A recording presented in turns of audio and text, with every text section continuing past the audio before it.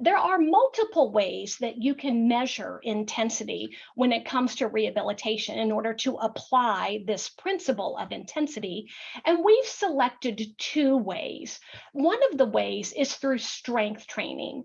And the evidence for older adults is that resistance training or strength training, in order for it to be maximally effective for older adults, should be in that 60 to 80% of the one repetition maximum, essentially starting at 60% and really progressing to 80% of a one repetition maximum. Well, what does that look like?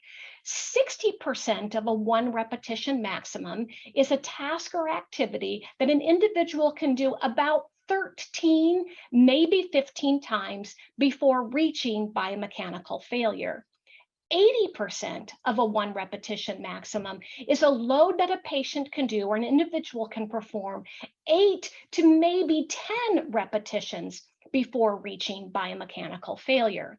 Now, in this video clip, you're seeing a patient getting to that biomechanical failure using a sit to stand task.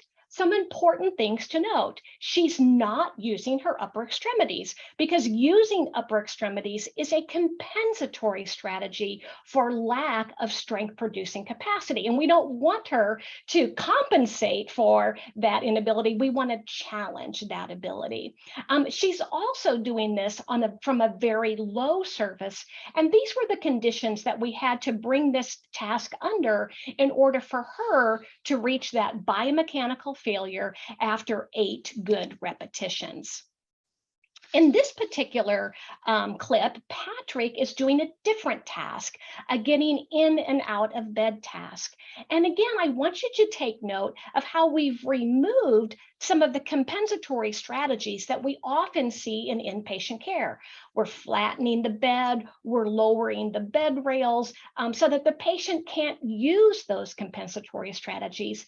And in order to increase load for the task, we've added a weighted vest for this individual in order for him to reach, again, that biomechanical failure in 8 to 10 repetitions.